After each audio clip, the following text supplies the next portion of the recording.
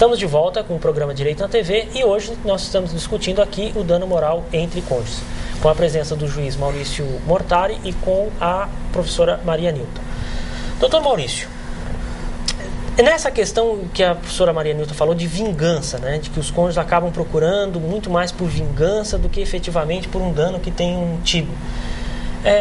Essa questão, ela leva para a questão de monetarização das relações humanas, né? De repente, assim, a pessoa não se conformar com o fato de ter sido abandonada, não se conformar com o fato do relacionamento ter acabado e buscar nessa indenização uma forma de punir o outro. Como é que o senhor vê essa questão? Eu acho importante essa distinção, porque, na verdade, o que eu percebo dos julgamentos que já existiram a respeito dessa questão é justamente o cuidado, a cautela que os juízes vêm tendo na análise desse problema, justamente para evitar a banalização do dano moral, que é o que já vem ocorrendo de um modo geral no direito. Nós hoje percebemos que qualquer situação já gera dano moral, pelo menos as pessoas acham que geram dano moral. Isso acaba banalizando o instituto e não é essa a função do dano moral, não é qualquer tipo de perturbação, qualquer tipo de situação. Hoje as pessoas já ficam feridas e acabam entrando com ações buscando reparação. E eu acho que nas relações conjugais isso é ainda mais evidente e deve ser, de certa forma, deve haver uma sensibilidade dos juízes no sentido de analisar essas situações justamente para evitar essa situação de querer monetarizar ou colocar um valor em toda a frustração do sentimento. Ou seja, a pessoa que teve a sua felicidade frustrada pelo fim de um casamento, isso é evidente que a pessoa vai se sentir afetada no seu psicológico com isso é inegável, mas isso não pode significar necessariamente que se deva ser indenizada por conta dessa situação, já que nós temos que ter a sensibilidade de analisar se naquele caso houve um simples rompimento, que é algo natural da vida. A frustração das expectativas é algo natural na vida. Nós somos às vezes frustrados na nossa profissão, acabamos sendo frustrados nas nossas relações familiares ou em diversas situações do dia a dia, que acaba em que nós não conseguimos atingir um certo objetivo, uma certa expectativa. Isso, claro, gera frustração, mas não significa dizer que tudo isso deva necessariamente gerar uma reparação. Okay.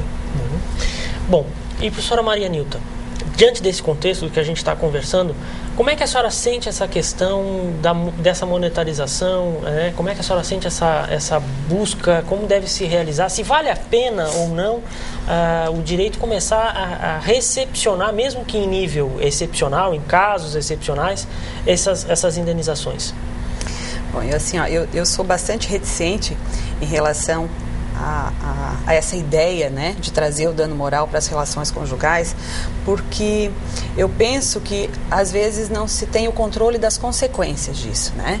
E como eu disse antes, o casamento da natureza do casamento o envolvimento emocional, né? E também a consequência do casamento, muitas vezes, ele não é só na esfera patrimonial, não envolve só a esfera patrimonial. Do casamento surgem os filhos, né, que são certamente os mais atingidos nas separações judiciais e os que mais sofrem, por óbvio, numa separação judicial litigiosa. Pela experiência que eu tenho na advocacia, os processos de separação litigiosa os mais conflituosos, normalmente eles envolvem questões econômicas, alimentos e partilha de bens. O casal até pode estar de consenso quanto à separação, mas quando se passa a discussão de valores econômicos, né, relacionados à partilha e alimentos, não se encontra um denominador comum. Então eu penso que talvez trazer mais esse instrumento pecuniário para o casamento, para a separação, talvez implique em o operador do direito, o próprio legislador, incentivar os conflitos cada vez maiores, quando o nosso papel, o papel do operador do direito, aí eu me refiro tanto ao magistrado, o promotor de justiça, como o advogado, nós temos o dever, antes de mais nada, de contemporizar os conflitos, né? E não inflá-los. Então eu penso que talvez trazer a ideia da possibilidade, ainda que em situações muito especiais, mas a ideia de quantificar sentimento, a frustração de uma pessoa em decorrência de um casamento, de um fim de um casamento, as consequências podem ser mais desastrosas que muitas vezes já são em relação aos filhos, em relação a outras pessoas que estão envolvidas naquele núcleo familiar e que não participaram ou que em nada contribuíram para que aquela situação se instalasse. Então, eu acho assim que precisa ser muito bem analisada essa situação. E o receio, eu repito, é de que as consequências elas saiam do controle.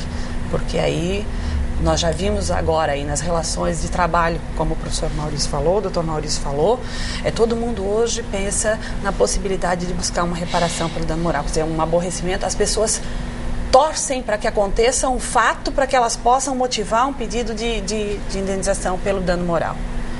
Isso desvirtua, eu acho, a finalidade do Instituto. E aí talvez, como as pessoas envolvidas no casamento, elas estão feridas no seu íntimo, talvez se valham disso não para de fato buscar uma compensação de um sofrimento, de uma frustração ou de algo relevante, mas sim um instrumento de vingança mesmo. Ok. Senhores telespectadores, então ficou a mensagem, né? O dano moral é algo extremamente grave, ele não deve ser confundido com mero aborrecimento, né? Com a mera frustração do término de uma relação. Ainda a questão, obviamente, merece muito mais discussão, mas o que se põe é que efetivamente, né, nós não podemos encarar todo o término de relação efetivamente como um caso de dano moral, e as situações, né, que porventura já existem no judiciário e foram julgadas, são situações extremas, situações de violência, situações de agressão, que necessariamente refogem de uma separação normal como nós conhecemos. Eu gostaria de agradecer aqui a presença do Dr. Maurício Mortari e da professora Maria Nilta, que com o seu conhecimento trouxeram para nós, né, esclarecimentos a respeito desse tema. Gostaria de aproveitar e convidar o telespectador para participar, dando sugestões, né, para o nosso programa por intermédio do e-mail que vai aparecer aí na tela, que é unisultv, né, @unisul.br. E nós estamos encerrando a participação de hoje nesse programa. E não esqueçam, né, na próxima semana, nos acompanhar com o tema locação urbana. Obrigado pela sua audiência e até semana que vem.